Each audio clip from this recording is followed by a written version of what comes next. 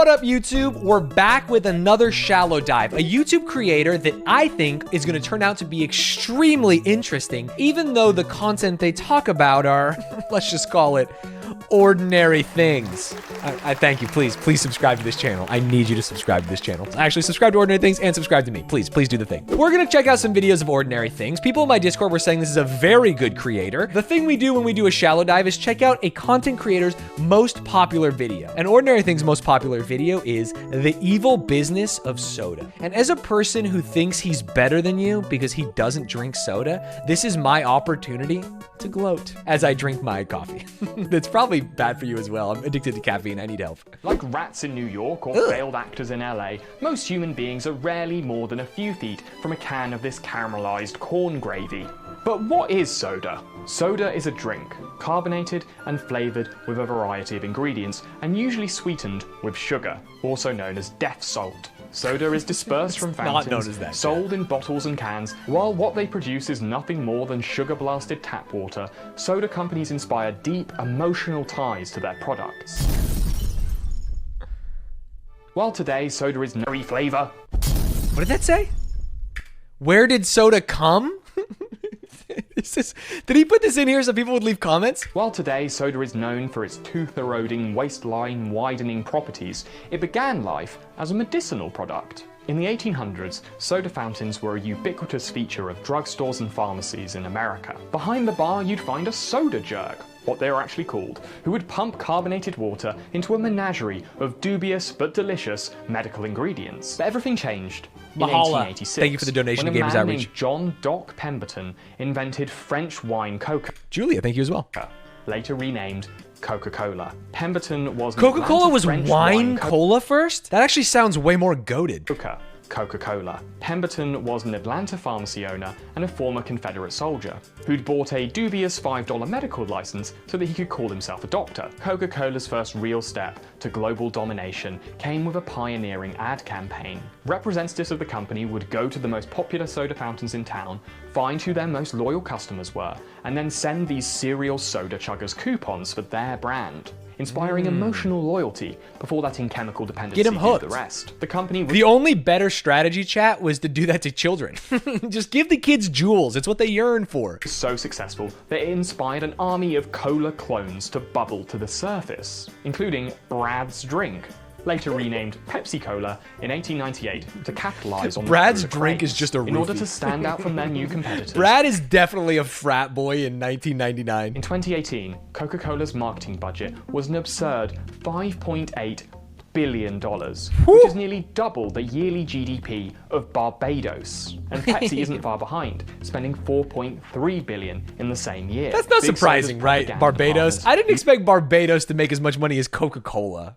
Use these bloated budgets to buy up any form of eye real estate that you might associate with a good time. This can involve plastering their logos onto the foreheads of every stadium in the world, or it can be more subtle, something like product placement. And I'm sure you guys are far too sophisticated to be swayed by these kinds of propaganda campaigns. Your minds are as clear and refreshing as an ice-cold can of cran raspberry LaCroix. LaCroix. It tastes like having fruit described to you. Fuck you. Coca-Cola steadily increased their sales. Wait, are you saying vile and disgusting about LaCroix? That's a good drink. It's a good drink, chat. You're just soda addicted. You just need caffeine. No. Just because you're slurping down death juice doesn't mean you have to make fun of LaCroix. World War. Today, big soda companies will make a big song and dance about not advertising directly to anyone under the age of 12. But anyone that's lived longer than a dozen sun cycles? Well, let's see how a former marketing executive at Coca-Cola puts it. Well, let me be really clear. As a marketer at Coca-Cola, I was specifically, I was never told not to market to kids. It just was not done overtly. Now, I can get to, as soon as they turn 12, you know, I'm like a rabid dog on a something. What is that guy talking about? I don't think he meant it this way. It sounds like he wants to f that kid. As they turn 12. Why did he turn it upside down with his hands like that? Now, as soon as they turn 12, you know, I'm like a rabid dog on a something.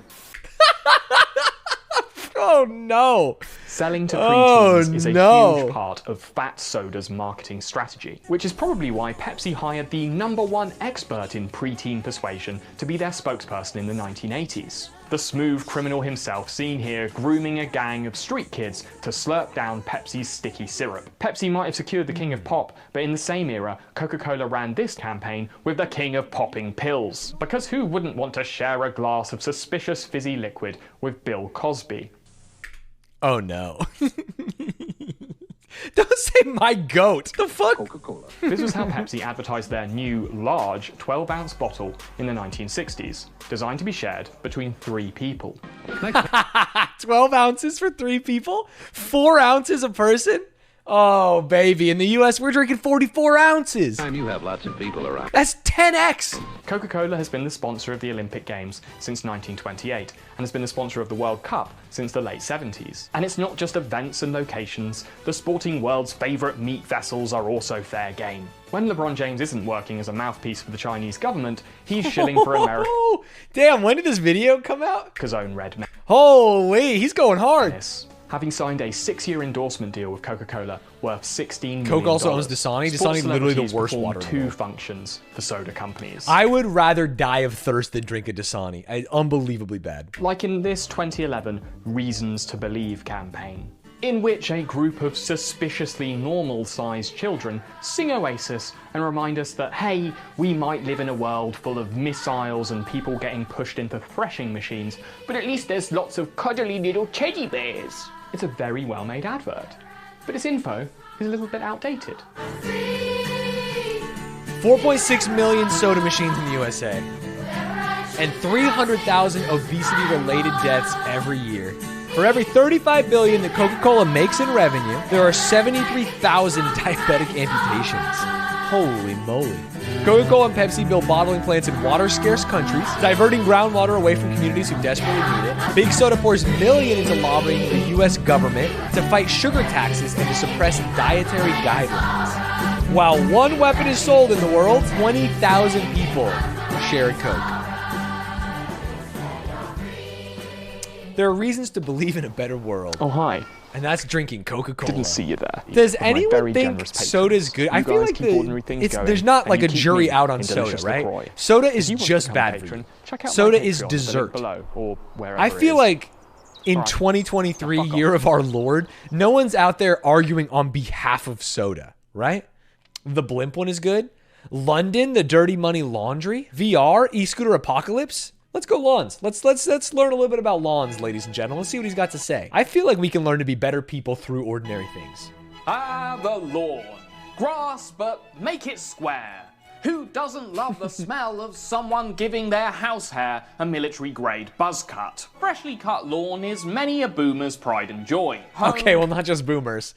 Everyone loves it. Let's be clear, right? All of us young people too, right, chat? Us young people, we love it. Car and busty apron-clad wife, having your own patch of tightly trimmed turf was an integral ingredient of the mid-century American dream.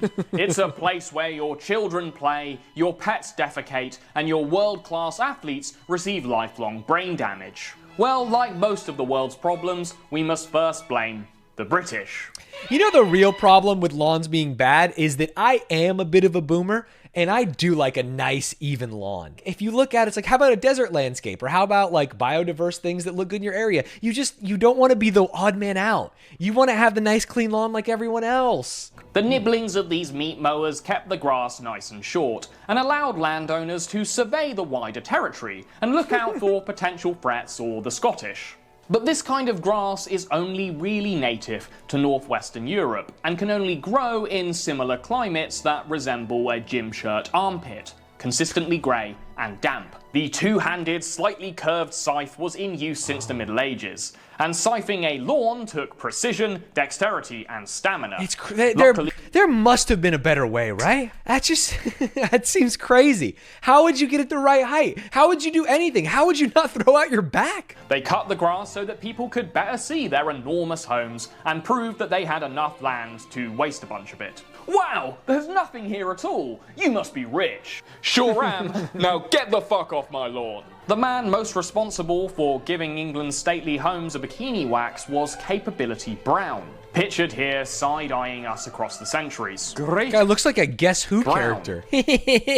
Why is he so cartoonish? He replaced wild and varied vistas Imagine being known as England's greatest gardener and all you did was take all of the plants out. but once he was I feel like I could do it is all I'm saying. It's like, oh, Capability Brown isn't around. It's like, I would step up, right? You pay me a little money, I could take the tree out. I could throw some grass down. 40 years after the French learned to take a few inches off the aristocracy, an engineer was looking at a carpet cutter and wondered if he could do the same for nature's carpet. The first lawnmower was born in 1830, meaning it was no longer necessary to hire a half-dozen labourers to keep the lawn shorn. The first American lawnmowers appeared in the 1860s, which was good timing because thanks to the Civil War, the salary of field labourers had just gone from $0 to some dollars. While it turned out importing Let's go! North, north, north, north. Africa wasn't entirely necessary to maintain a lawn. Even then, a lawn could only really be grown in the northeast of America. Otherwise, it would just die in the summer or not grow at all. It's so sunny. In It's just perfect for 30 growing. years, golf cemented itself as an American obsession. Yo! In 1916, there was Damn, this cemented guy's itself actually as an swagging. American obsession. Look at that outfit. Next year's Streamer Awards, that's what I'm wearing. Golf courses were a central attraction to new housing developments, and being a golf club member was a surefire way to earn yourself some class-based kudos. Now look. Due to paying these That shouldn't scare me. This is a video. I'm watching a video on the internet. membership fees, and perhaps because they were always holding a weapon capable of inflicting blunt force trauma, club members were pretty demanding. They expected to roam the same freshly cut greens that they saw at the US Open, mostly unaware of the absurd effort it took to maintain them. Golf became such a profitable industry that the question of maintaining lawns in drier climates became one for the US government. The USDA and the newly created division of Agroastrology, real word, were created to better sustain golf courses, and much of this research was conducted under the watchful eye and walrus-like mustache of America's first golfing president. The USDA started an experimental farm in Arlington, Virginia, where they is bred depressing new how much seeds water that golf could better courses use. survive in different climates. These It takes an experiments were so absurd amount of water, successful especially in that certain when climates. President Big Boy died of a heart attack in 1930, he was buried under the freshly grown lawn of he died of a heart attack. Taft is one of my favorite body types because it kind of looks like it's fake. You know what I mean? His arms are so normal. His chest is so normal, but he's got a big belly.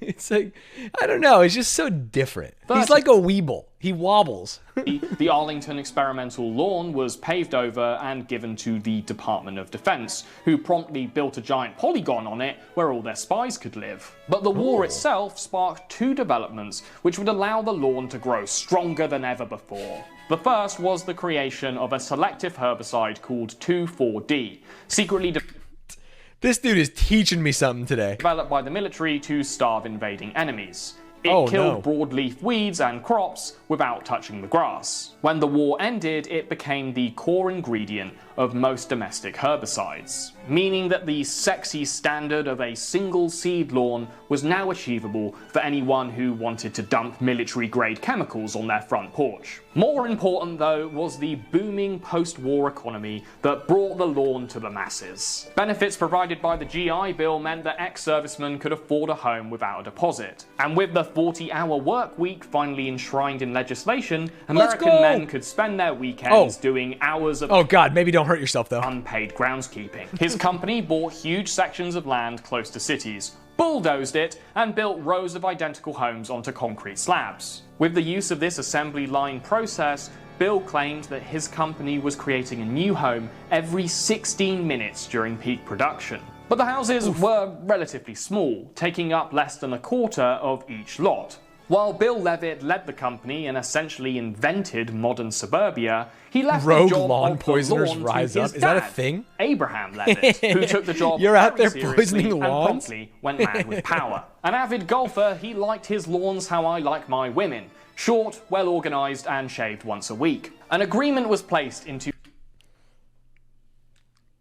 Oof. each Levittown homeowner's deed that said they had to mow their lawn once a week between the months of April and November. If they missed a week, they were liable to find one of Abe's lawn crews on their property and a bill for service in their mailbox. With the threat of a fine and acute embarrassment, Abe's standard became America's standard, seemingly overnight. But keeping a lawn alive in the desert meant drowning it in water, as well as a I think HOAs kind of make sense when you realize that almost everyone in the US is looking at their home as an investment.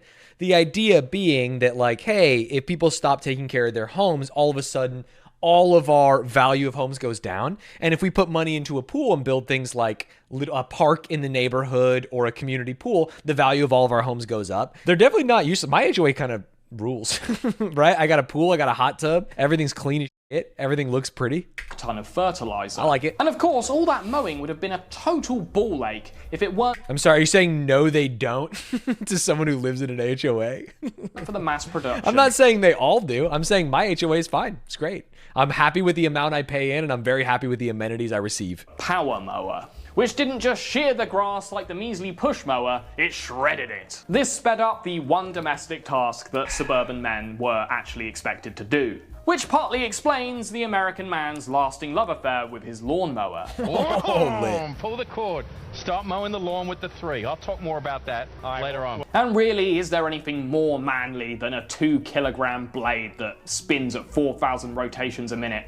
I can't think of anything. By the late 1960s, the ideal of the perfect lawn was an obsessive dream for many. The CPSC politely asked the lawnmower industry to install brake clutch controls, stopping the blades when a device moved from a mowing position. This is re-traumatizing me from when my dad would mow George W. Bush into our lawn during election years. I'm sorry. Am I to visualize the words George W. Bush? Or am I to visualize your dad as an artist shading a beautiful portrait of George W. in your lawn? One of those has to be right. Both. Just the words. Okay, just the words. Through its lobbying arm. Don't say my dad carved a John McCain pumpkin, but nothing that crazy. Both of those are crazy. Industry has become more labor intensive. It is now one of the most dangerous occupations in America. In 2019 alone, ground maintenance workers recorded a total of 229 fatalities. That might not sound like a lot, but that is over 3 times the number of police officers that were killed in the line of duty that same year. You can interpret those cherry-picked statistics however you like. I'm just saying, where's the Green Lives Matter flag? These brave men and women, mostly men, who walk the green line every day, risking life and their limbs to keep our yards fresh.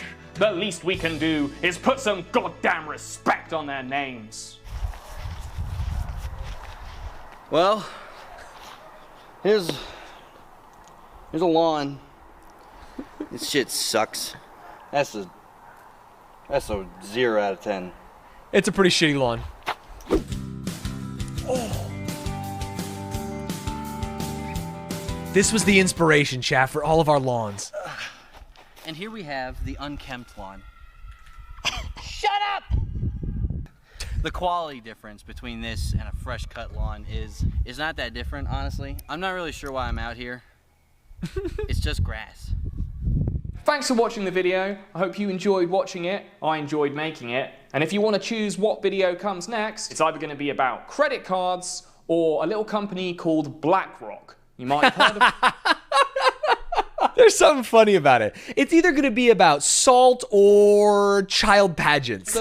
Let me know which one you want me to cover in the comments below. You should like that video and you should subscribe and you should check out Ordinary Things. I think it's a very interesting YouTube channel and it's not really ordinary, right? The things may be ordinary, but the content is, well, dare I say, extraordinary. I hope you enjoyed.